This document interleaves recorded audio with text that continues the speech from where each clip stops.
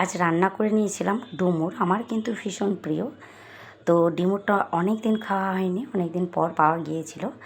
তো ডুমুরটা আমি দেখো রেডি করে নিয়েছি। ভেতরে কিন্তু অসম্ভব বীজ থাকে এবং ডুমুরটা রেডি করতে করতে আমার হাতগুলো কালো হয়ে গেছে। আটায় যেহেতু কষ থাকে, প্রচণ্ড আটা থাকে। তো আমি এই ডুমুরটা রেডি করে একটু জলে ভাপিয়ে নিলাম, তারপর রান্না করব। তোমরা কিন্তু ছোটো মাছ দিয়েও রান্না করতে পারো, খেতে কিন্তু ভালো লাগে। আমি একটু জিরে, আদা, রসুন সমস্ত কিছুই বেটে নিলাম। তারপরে দেখলে কড়াই গরম করে একটু জিরে ফোড়ন দিয়ে মশলাটা ভালো করে কষিয়ে জল ঢেলে দিয়েছি এবং তেল ছাড়া পর্যন্ত ওয়েট করব। তেল ছাড়া হয়ে ছেড়ে গেলে তারপরে ডুমুরটা দিয়ে নাড়াচাড়া করে একটু অবশ্যই উপরে গরম মশলা বা ধনিয়া পাতা দিয়ে নামিয়ে নেবে। আমি এইভাবেই রান্না করি। আর তোমরা যদি ছোটো মাছ বা চুনো মাছ, চিংড়ি মাছ দিয়ে করো, একটু মাছ ভেজে উপরে ছড়িয়ে নামিয়ে দেবে, এটাও কিন্তু খেতে ভালোই লাগে। আর সাথে করেছিলাম আজকে ভিন্ডি, ওই একই মশলা একটু আদা রসুন একটু বেশি করে বেটে নিয়েছিলাম। ভিন্ডিটাও আজকে একটু মশলা দিয়েই বানাবো।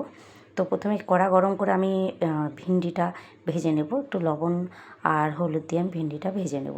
ভিন্ডিটা ভেজে রান্না করলে ভিন্ডিটা একটু ল্যালপ্যাল কম করে। আমাদের বাড়িতে আবার ভিন্ডিটা বেশি একটু হলে আর কি ল্যালপ্যাল করলে হাজব্যান্ড খেতে চায় না, ওই জন্য আমি ভিন্ডিটা একটু ভেজেই রান্না করি। আমি কিন্তু কাঁচাটাও ভিন্ডি রান্না করি, কাঁচা ভিন্ডিটাও ভালো লাগে।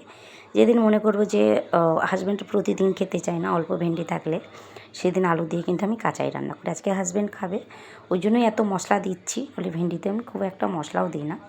তো আমি কালো জিরা ফোড়নে দিয়েছিলাম, আলুগুলো দিয়েছি প্রথমে, তারপর দিয়ে দিলাম পেঁয়াজ। আলু এবং পেঁয়াজটা লবণ এবং হলুদ দিয়ে ভালো করে ভেজে নেব।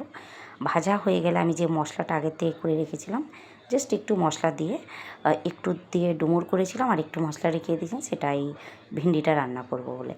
তো ভালো করে তেল ছাড়া পর্যন্ত, কাঁচা গন্ধ যাওয়া পর্যন্ত কষিয়ে নিয়ে ভেন্ডিটা দিয়ে দেবো। আর যদি বাড়িতে ধনিয়া পাতা থাকে উপরে ধনিয়া পাতা বা ম্যাগি মশলা এখানে দিতে পারো। ম্যাগি মশলাটা দিয়ে ভিন্ডিটা করলেও কিন্তু খেতে ভালো লাগে। এইভাবেই ভেন্ডিটা রান্না করি। আর এতে খুব একটা জলও দেবো না, এই মশলা দিয়ে এই মশলার সাথে ভেন্ডিটা যেহেতু আগেই ভেজে নিয়েছি, এরকম মাখো মাখোভাবেই করব। আর তোমরা চাইলে গরম মশলাও দিতে পারো তোমাদের ইচ্ছে মতো। আর যদি মনে হয় না একটু জল দিলে ভালো হয়, সামান্য জলও দিতে পারো। তো আমি এইভাবেই যে রান্না করে নিলাম ভিন্ডিটা, এভাবে খেতে কিন্তু ভালোই লাগে। আর এদিকে আমি রান্না করব ডিমটা আমি সেদ্ধ করে মাঝখানে অর্ধেক করে রেখেছি। আর এদিকে আলু কুচি করে রেখেছি।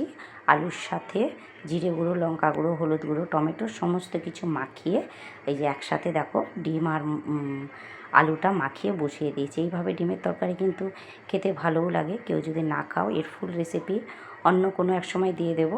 আগে দিয়েছিও হয়তো, তোমরা আগে ভিডিওতে দেখতেও পারো। আর তা না হলে নেক্সট কোনো ভিডিওতে আবার দিয়ে দেবো। ভালো থেকো।